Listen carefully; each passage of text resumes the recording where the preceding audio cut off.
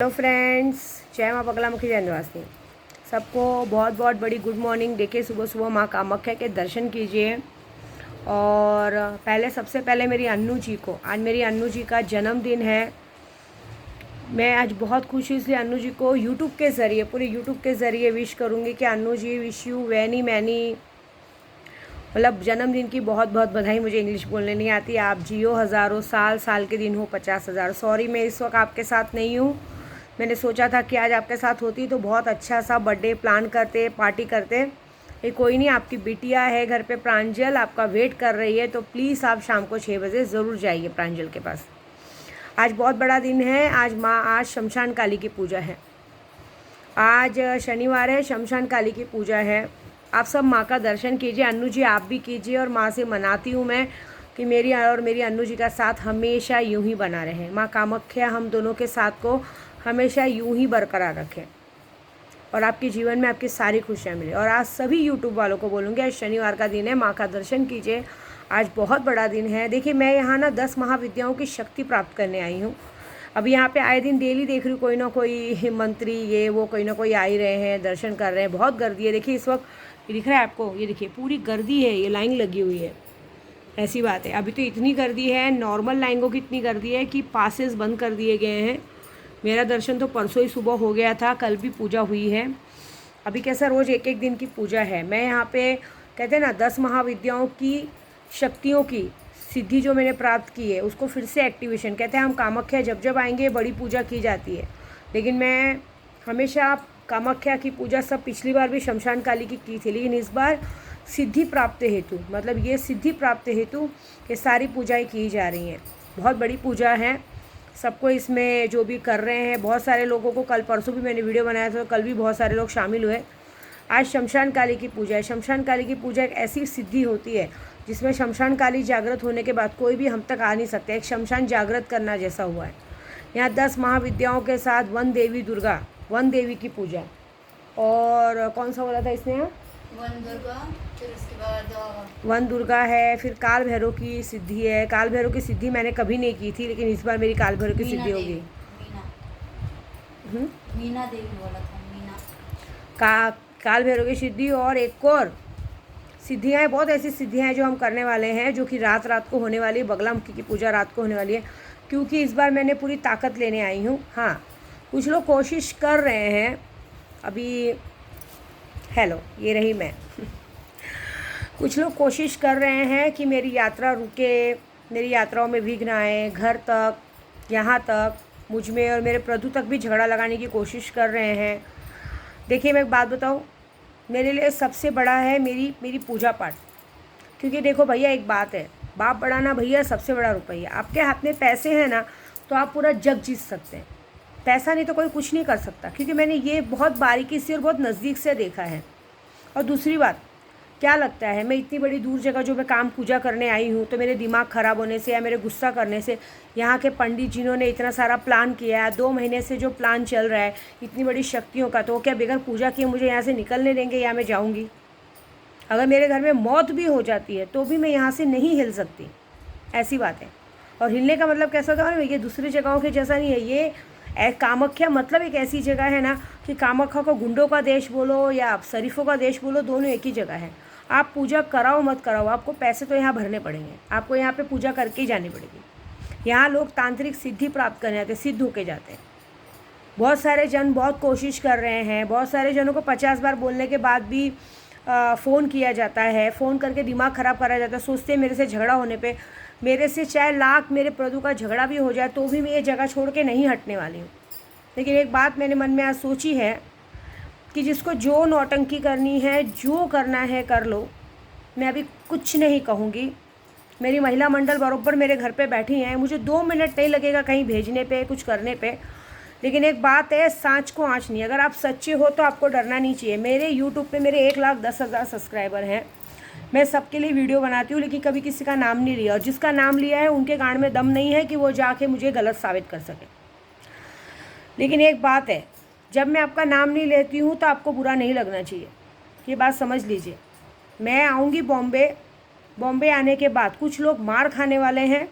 कुछ लोगों को मैं दिखाऊंगी कि इज़्ज़त उतारना इज़्ज़त उतारना और इज़्ज़त से खेलना क्या होता है। मैं भी बहुत ज़्यादा गई हूँ, सबके गांव तक पहुँची हूँ, लेकिन कभी किसी की इज़्ज़त नहीं उतारी जाके, किसी के घर पे जाके तांडव नहीं किया है।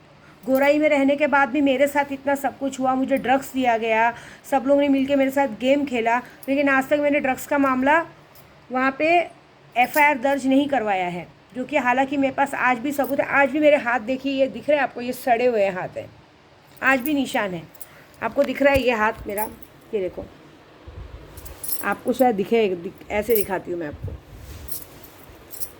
ये दिख रहा है आपको हाथ मेरा, ये देखो, ये निशान जो है ना आज भी हैं। मैंने एक बात सोचा है कि आरिफ शेख पे भी केस किया गया है, लेकिन अब तक उसको 3-3, 4-4 तारीख पे वो आया नहीं है। हमारी बोरीवली पुलिस ने अब तक उसको अरेस्ट करना ज़रूरी नहीं समझा है, जो कि मैंने वारंट तक निकाला, मैंने जाके कंप्लेंट भी की, सब कुछ की, लेकिन इस बार मैंने सोचा है कि कुछ लोग ऐसे नहीं सुनेंगे। मैंने ये पूरा मन बना लिया है कि इस बार मैं आने के बाद बाकायदा मेरी 150 महिलाओं के साथ, मेरी महिला मंडल होगी, मेरा किन्नर समाज होगा, और सबके साथ मेरे जो ग्रुप के जो मुझे प्यार करते हैं, स्नेहा जैसे लोग, जो लोग मेरे साथ आज तक मेरे यूट्यूब पे जुड़े हैं, मैंने सबसे बात कर ली है।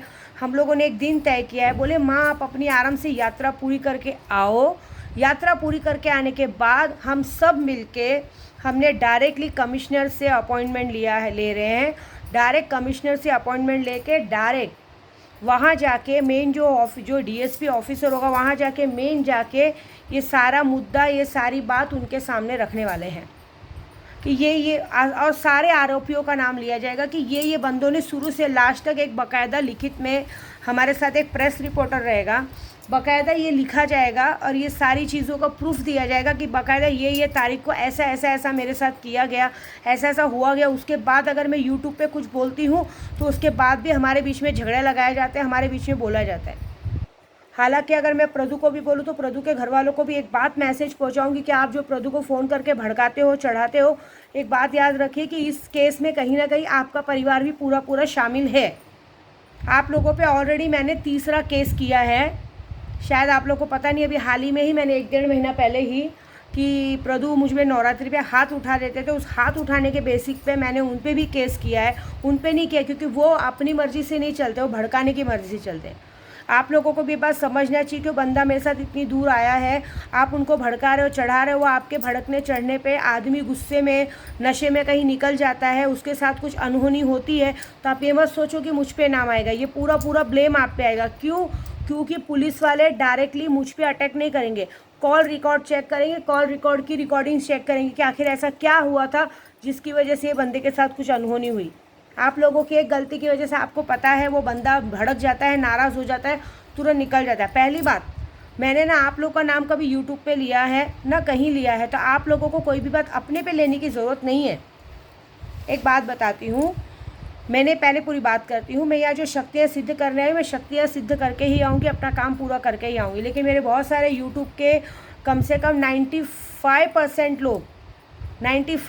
लोग मेरे साथ हैं, कम से कम 100 से 150 लोग गोराई में रहते हैं, बोरीवली में रहते हैं। सब ने कहा है माँ आप एक मोर्चा निकालिए, कुछ भी कीजिए, हम सब आपके साथ हैं कि इनके साथ इतना गलत हुआ तो अब तक इन सब बंदों पे एक्शन क्यों ना लिया गया, क्यों नहीं इन सब आरोपियों को अरेस्ट करके इनसे बातें की गई, इनको अटैक किया गया। ये सब में सब शामिल होंगे। जो मेरे घर वालों ने मेरे नाम पे मुझे मारने के लिए आदमी छोड़े थे, मेरे एक्स हस्बैंड, एज ए प्रदू के घर वाले, आरिफ शेख के लोग, सबको एक साथ क्यों नहीं रिमांड रूम में लेके इन लोगों से सवाल जवाब किया गया। क्योंकि अब मेरे सर से पानी उठ गया है। मैं क्यों सबका करूं? मैंने तो कभी किसी का नाम नहीं लिया। मेरी यात्रा में, मेरी चीज़ों में विघ्न डालने का क्या मतलब है? अब किया है तो भोगो, क्योंकि मैं ये करूंगी। मैं आज पूरे यूट्यूब पे कह रही हूँ, मेरी माँ कामाख्या की कसम की मैं ये काम करूँगी।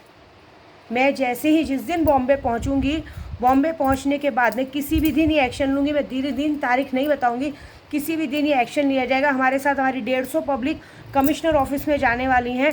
मेरी अन्नू जी भी ने कहा है कि हम खुद रहेंगे, क्योंकि मेरी अन्नू जी सबसे बड़ी इस बात की सबूत है, सब कुछ है। अन्नू जी, उनकी पूरी महिला मंडल, पूरे हमारे यूट्यूब वाले, जो लोग मेरा यूट्यूब डेली देखते हैं, सब्सक्राइबर्स, सब लोग मेरे साथ जाने वाले हैं इस बात का मुद्दा कमिश्नर ऑफिस तक उठाने, और बाकायदा ये करने की इन सारे आरोपियों को बाकायदा रिमांड रूम में लेके, चाहे लेडीज़ हो चाहे जेंट्स हो, इनसे सवाल जवाब किया जाए। ऐसा नहीं है मामला 5 साल पुराना क्यों ना हो, जब अगर एक्शन लेने पे आती है पुलिस तो पूरी लेती है। पैसा खर्चा करने को बिंदास तैयार हूँ मैं डरती नहीं इस मामले में। ये बात है, ये काम मैं करने वाली हूँ, आतेमान ही करूँगी मैं। इन सारे आरोपियों को मुझे चाहिए कि ये सज़ा लें, क्योंकि बस हो गया, बहुत हो गया।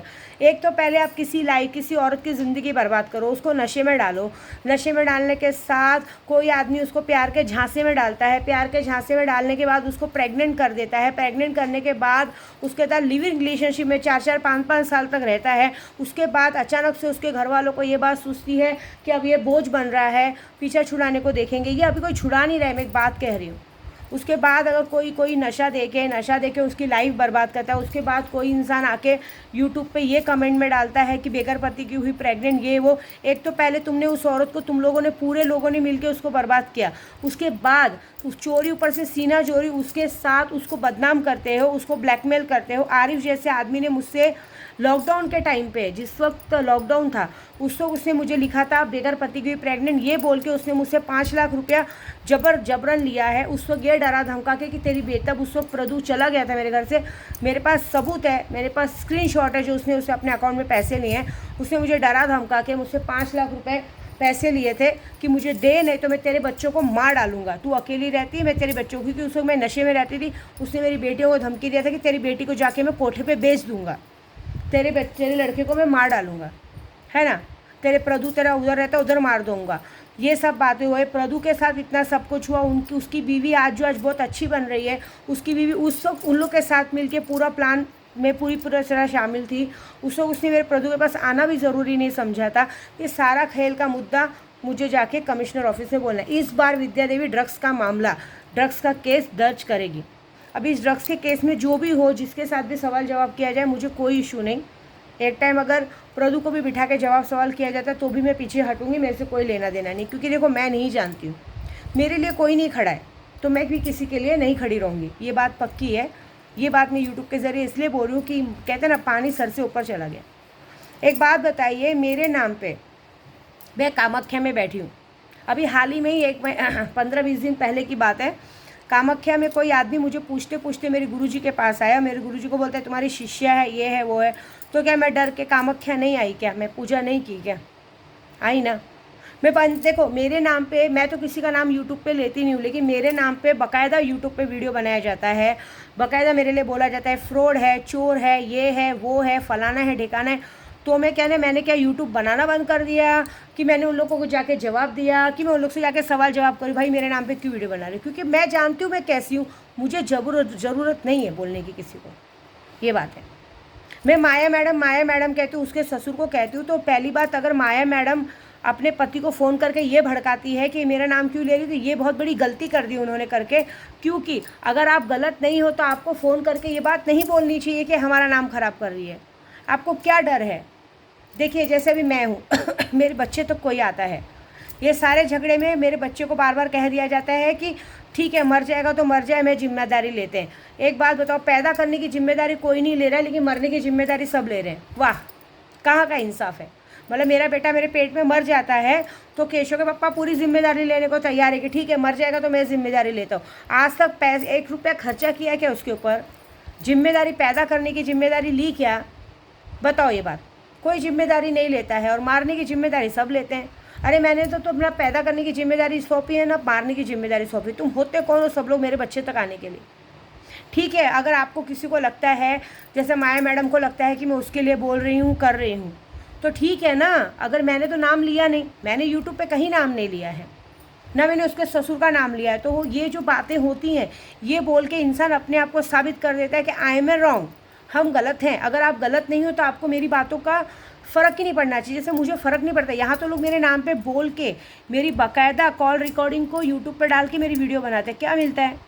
कुछ नहीं मिलता है। मैं उन लोगों का पैसा ही नहीं देती हूँ, बाद में बात ख़त्म। मैं चुप बैठती हूँ, क्योंकि मैं उनके पास नहीं देती, वो मेरे पास आए थे। और दूसरी बात, जहाँ तक माया मैडम का सवाल है, माया मैडम खुद ही कंफर्म नहीं है कि उसका बच्चा उसका है कि किसका है, क्योंकि वो इतनी जगह अपने आप को परोस चुकी कि खुद ही कंफर्म नहीं, इसीलिए वो डरती है। देखो, अगर मैं माया मैडम की जगह होती ना, मैं बोलती हूँ आपको कि रोज़ रोज़ का नाटक ही ख़त्म करती। चलो अपने पति को, अपने पूरे परिवार को लेके जाती, बाकायदा पुलिस स्टेशन में केस करती और जाके डीएनए टेस्ट कराती कि चलो मेरे बच्चे को अगर मुझे अग्नि परीक्षा देनी, सीता को भी अग्नि परीक्षा देने के लिए अग्निकुंड में बैठाया गया था, तो परीक्षा देती कि भाई ये लो मेरा डीएनए टेस्ट लो मेरे पति का ही बच्चा है, ये कौन होती मेरा नाम खराब करने वाली, ऐसा बोल के मेरे पे मानहानि का केस करती। लेकिन ऐसा नहीं कि मेरे पीछे, फिर तो मैं अपना वकील भी खड़ा करूँगी। मैं तो सीधा सीधा शर्त रखती हूँ, है क्या दम डीएनए टेस्ट कराने का, ये बताओ। मैं बोलती हूँ मैं सच्ची निकलूँगी, एक ही बात शर्त है कि अगर मैं सच्ची निकली, पहले बार झूठ की बात सोचो, अगर मैं झूठी निकली मैं 10 लाख रुपए जगह पे दूंगी, लेकिन बाकायदा मेरा वकील खड़ा रहेगा, तुम्हारा पुलिस का, मेरा वकील मेरा पुलिस सब खड़ा रहेगा, सामने डीएनए टेस्ट कराओ। अगर तुमको लगता है तो मुझे मानहानि का केस करो, मैं जगह पे तुमको 10 लाख रुपए देती हूँ। लेकिन अगर मैं सच्ची निकली और तुम झूठे निकले तो पूरे यूट्यूब पे वीडियो बनेगी, जगह पे नाक रगड़ के माफ़ी मांगोगी, अपने पूरे परिवार के सामने कबूल करोगी कि हाँ आई एम ए रॉन्ग, मैंने और अपनी सारी गलतियाँ कबूल करूँगी। है क्या मंजूर? यूट्यूब के ज़रिए बोलती हूँ। ये चोचले नहीं करने का, अपने पति को भड़काने का, ये करने। देखो एक बात बताओ, इस दुनिया की कोई भी औरत हो, ये कभी नहीं कबूल करेगी कि हाँ ये बच्चा, कि हाँ मैंने ये गलत काम किया है। कोई औरत ये थोड़ी बोलने जाएगी कि हाँ मैं इसके साथ सो गई, मैं उसके साथ सो गई, नहीं करेगी। मुझे भी कोई हक नहीं है बोलने का, मैं खुद बोलती हूँ। लेकिन मेरे बच्चे तक है इसलिए मैंने बोला ना। मेरे बच्चे को किसी ने इंसाफ दिलाया क्या, ये बताओ? किसी ने कभी ये बात कही क्या? मेरी माता रानी, मेरी देखो, मेरे भोलेनाथ ने मेरी शादी कराई, मेरी माँ काली माता ने कोलकाता में मेरी शादी कराई, मेरी माँ कामाख्या ने परसों हमारे फेरे लगवाए, क्योंकि कहते हैं माँ के पूजा होने के बाद माँ को एक पूरे राउंड मारना पड़ता है। मैंने और प्रदू ने पूरे राउंड मारा तो हमारे फेरे भी हो गए।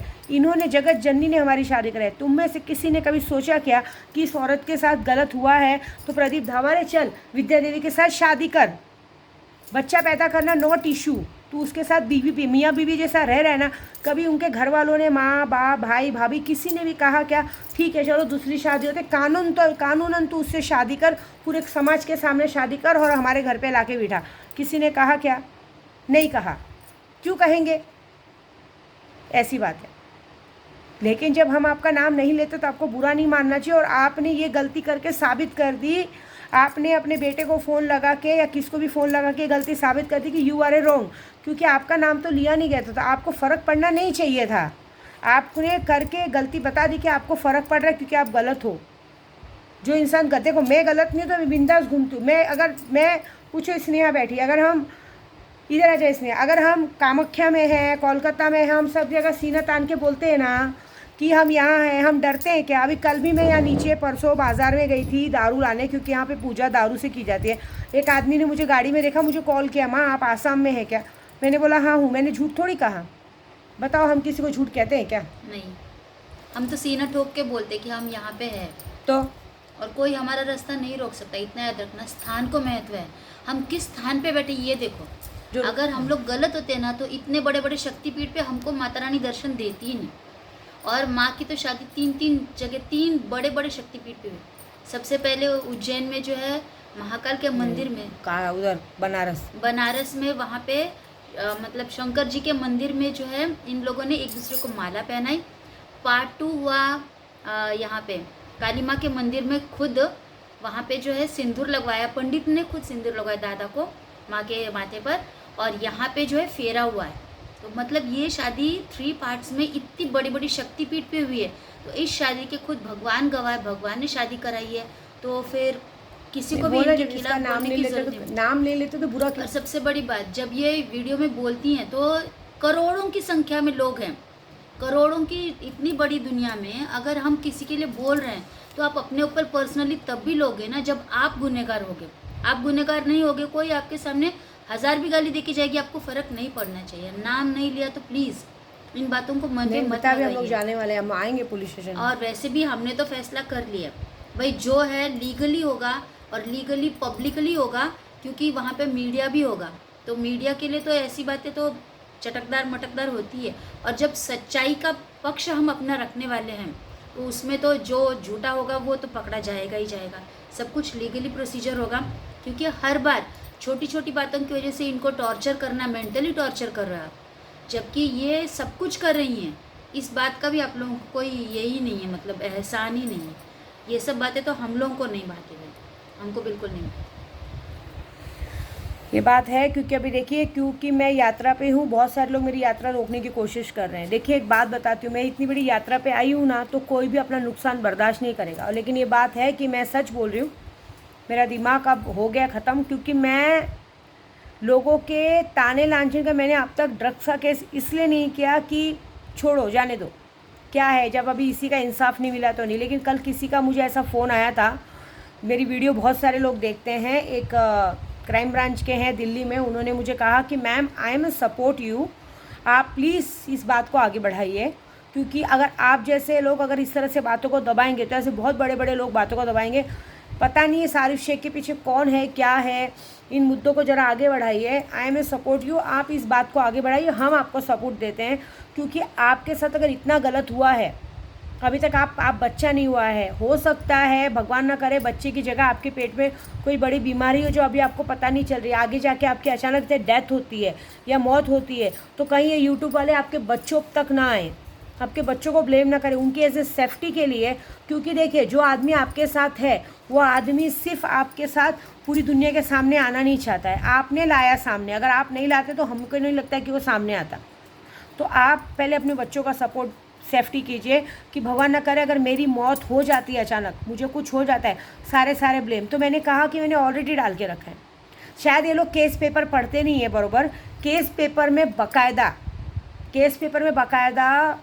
केशव के पापा, मतलब प्रदू के मम्मी पापा, भाई, बीवी, सबका नाम डाला गया है, क्योंकि ये सारे के सारे आरोपी पहले भी इस तरह से थे, जो लोग हमेशा हम दोनों को अलग करने को देखते हैं, आज भी देखते हैं। इन लोगों को सुना के समझ आके मतलब नहीं, लेकिन हाँ उन्होंने कहा है कि नहीं मैम, लेकिन ये ड्रग्स का मामला आज आप दर्ज कीजिए, क्योंकि ड्रग्स का मामला दर्ज होने पे इन सारे आरोपियों से सवाल किए जाएंगे। आपके घर में जो आते थे, जो काम करते थे, जो लोग थे, सबसे सवाल जवाब किया जाएगा कि चलो ये तो नशे की आदी हो गई थी, लेकिन इनको जब नशा दिया जा रहा था तो आप लोगों ने उस वक्त इनको क्यों सपोर्ट नहीं किया, और आज फिर इनके ऊपर ब्लेम क्यों? अगर ये इंसान खुद से संभल के आगे बढ़ रहा है, क्यों नहीं किया? और ये रॉन्ग है। अगर आप किसी आदमी के साथ रिश्ता रखते हैं तो आपको उसके साथ रिश्ता निभाना चाहिए। ये बार बार उससे पीछा छुड़ा के भागना, भगोड़े बनना, फिर उस पर ब्लेम डालना, माइंडली टॉर्चरी डिस्टर्ब करना, नहीं, ये गलत है। तो इस बात की सज़ा मैं दूंगी, क्योंकि जब मेरे लिए कोई नहीं सोच रहा है तो मेरे को भी किसी के लिए सोचने की कोई ज़रूरत नहीं है। अब जो होगा मीडिया के सामने होगा। हमारे साथ हमारे आज तक न्यूज़ वाले भी जुड़े हैं, आज तक एक संवाददाता जुड़े हैं, उन सब लोग की टीम बनी हुई है। बस मुझे बॉम्बे जाके अन्नू जी से बात करनी है। दिल्ली से क्राइम ब्रांच वाले ने अपना मुझे नंबर दिया है, उन्होंने बोलिया मैम आप बॉम्बे पहुंचिए, बॉम्बे पहुंचते ही हम आपको कमिश्नर ऑफिस से डायरेक्ट सेटिंग करवाएंगे, वो करेंगे, और पैसा फेंकने के लिए मैं तैयार हूँ। उन्होंने सामने से कहा है कि मैम ये दुनिया पैसे की है, आप उस औरत को 10 लाख देने के तैयार है तो यहाँ पर आप 10 लाख फेंकिए ना, पूरी की पूरी इंडिया टीम आपके साथ होगी, क्योंकि ये सच का मामला है। क्योंकि हमें भी ज़रा ये बात देखनी है कि बोरीवली जैसी जगह पे इतना बड़ा कांड हो गया और बोरीवली पुलिस स्टेशन वाले आपकी वीडियो पे एक्शन ले सकते कि वीडियो क्यों बनाती है, इस बात पे एक्शन क्यों नहीं लिया कि इस औरत के साथ इस जगह पे, इस बंगले में इतना सब कुछ किया, इतनी बार इस औरत ने वीडियो बनाया, इतनी बार इस औरत ने इतने लोगों का नाम लिया, फिर भी इन सब पे एक्शन क्यों नहीं लिया गया? फिर क्योंकि जगह पे जब मैं एफआईआर दर्ज करवाऊंगी और मेरे साथ 150 लोग वहाँ पे साइन करेंगे, बाकायदा मीडिया, टीवी सब जगह पे आएगा, उसके बाद इन सारे आरोपियों को उठा लिया जाएगा। और आप जानते हैं एक बार आरोपियों को उठा के जब रिमांड रूम में लिया जाता है तो दो तीन महीने छोड़ो, 1.5 साल तो भूल जाओ, क्योंकि जितने भी आरोपी है इनके पास एक भी रुपये की कैपेसिटी नहीं है कि ये अपने आप को बचा सके, छुड़ा सके। फिर मैं देखना चाहती हूँ कौन सा रिश्ता नाता काम आता है, फिर मुझे देखना है। जो आज ये रिश्ते नाते फ़ोन करके समझा रहे हैं ना ऐसा है वैसा है, फिर मैं वहाँ देखना चाहती हूँ कौन से रिश्ते नाते काम आते हैं, कौन से रिश्ते नाते किसका साथ देते हैं। मेरे को अब दिखाना है इंसान को औकात कि सुख में तुम्हारे साथ सब है लेकिन दुख में तुम्हारे साथ कोई नहीं। देख लीजिएगा जब ये सारी बातें सामने आएगी तो यही बात होगा कि हमें कुछ नहीं मालूम, इसको हम लोगों ने कहा था, ये समझा नहीं, बुझा नहीं, ये होगा। मुझे दिखाना है कि जब विद्या देवी सबका हाथ छोड़ देती है तब सब अपनी औकात कैसे दिखाते हैं। ये बहुत बड़ा मुद्दा होने वाला है, बस मेरी बॉम्बे पहुंचने की देर है, ये बात है। इस बार मैं करूँगी, क्योंकि अब कोई ऐसे तो सुन नहीं रहा है तो ऐसे तो सुनेंगे ना, ऐसे तो उनकी बैंड बजेगी ना, ऐसी बात है। मैं ये वीडियो इसलिए बना रही हूँ कि ये ज़रूर ये लोगों तक बात पहुँचाना कि जब आप गलत नहीं हो तो आपको अपने ऊपर बात नहीं लेनी चाहिए। लेकिन अब ये बात है, फिर मैं क्यों चुप बैठूँ मैं क्यों लोगों का लिहाज करूँ? मेरे साथ तो बहुत गलत हुआ है, मेरे बच्चों के साथ बहुत गलत हुआ है। इस बात का सबूत मुझे देना है बस। जय माता दी।